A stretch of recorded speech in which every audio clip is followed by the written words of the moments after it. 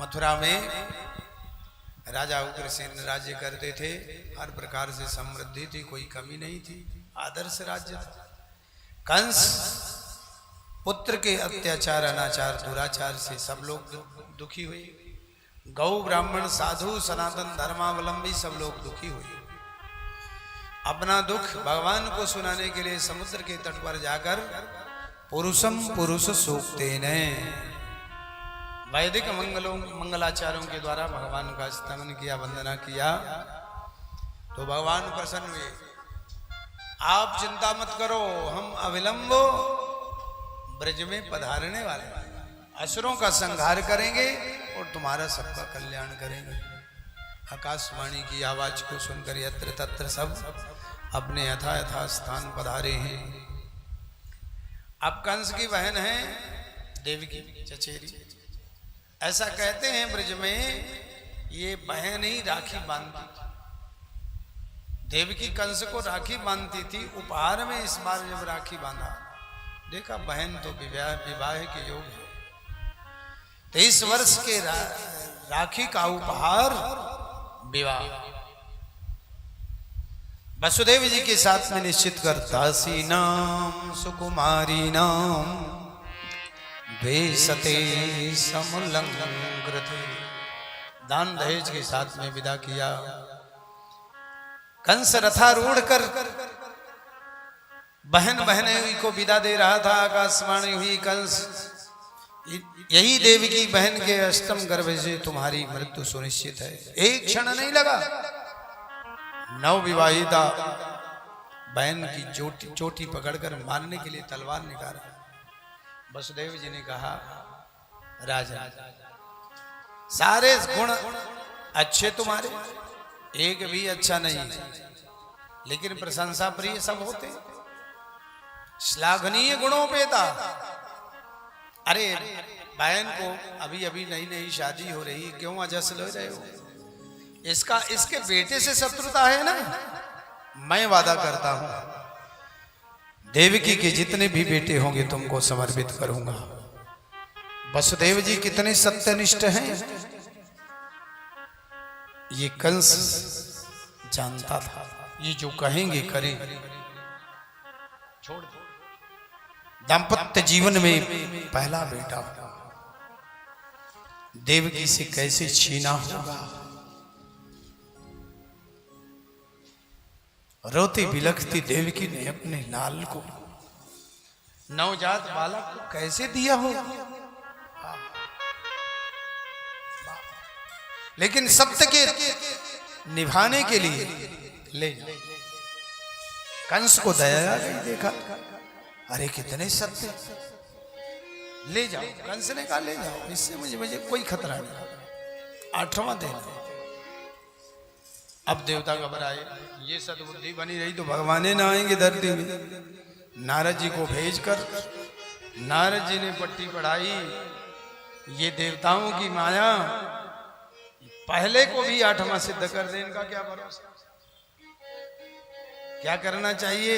नारद जी ने कहा संकेत ही काफी है। कंस देवकी की प्रसूतिशाला में जाकर बालक को छठा छीन पत्थर से दे मारा। 6 बच्चों को लगातार 60 शास्त्र का दमन किया। भगवान आने के पूर्व शेष और माया को भेजा। माया रूप में दाऊ भैया आता, माया रूप में देवी आई, कन्या आई, शेष दाऊ भैया आए।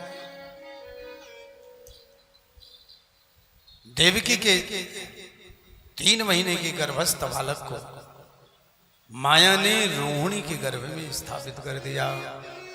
रोहिणी भी वसुदेव जी की पत्नी थी।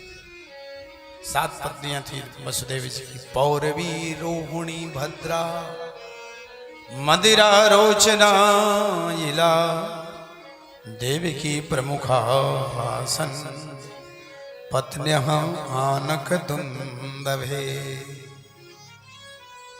आनक दुंदभी वसुदेव जी को कहते हैं। तो देवकी के गर्भस्थ बालक को रोहिणी के गर्भ में स्थापित कर दिया। पता चला देवकी का 7वां गर्भ स्खलित हो गया। उधर सुंदर शुभ मुहूर्त में गोकुल में बोलिए बलराम भगवान की जय हो। बाबानंद ने बहुत सुंदर दिव्य उत्सव मनाया और दाऊ भैया ने साल भर अर्थात जब तक कन्हैया नहीं आए तो आंखें बंद रख।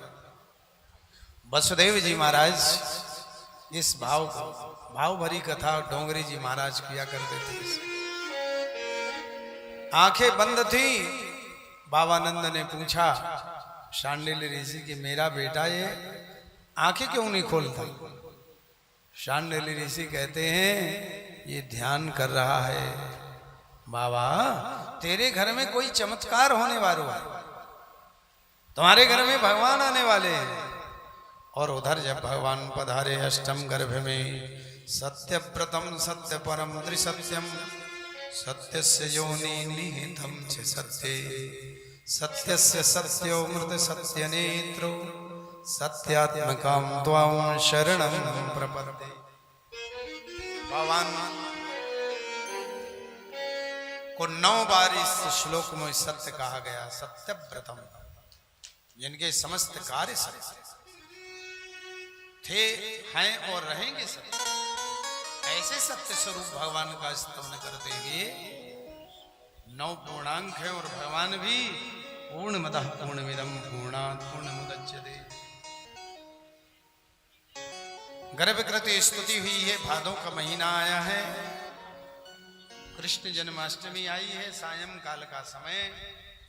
अथ सर्वगुणोपेतः कालः परमशोभनः यही ये वाजन जनमर्छम शांतर्छ गृहतारका। जन्माष्टमी के दिन वातावरण बड़ा विशुद्ध है। देवियों के अरबंध हो, आज पुरुषोत्तम को आना है तो प्रकृति ने अपनी छटा बिखेर दी। जिन वृक्षों में पुष्प नहीं आते थे, फल नहीं आते थे, पल्लवित पुष्पित और फलित हो गए बिना मौसम के भी। महिम मंगट भूयिष्टम पुर ग्राम प्रजाकर निशीथे तमोद्भूते जायमाने जना।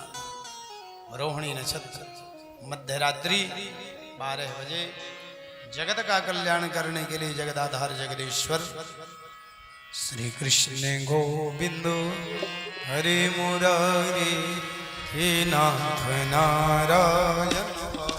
देव श्री कृष्ण गोविंद हरे मुरारी हे नाथ नारायण वासुदेवा। समद्भूतं बालकमम्बुजेक्षणं चतुर्भुजं शङ्खगदायुधां। श्री कृष्ण गोविंद हरे मुरारी हे नाथ नारायण वासुदेवा। श्रीवत्सलक्ष्म्यं कलशोभुकस्तुभं पीताम्बरं सान्द्रपयोधशोभगम्। श्री कृष्ण गोविंद हरे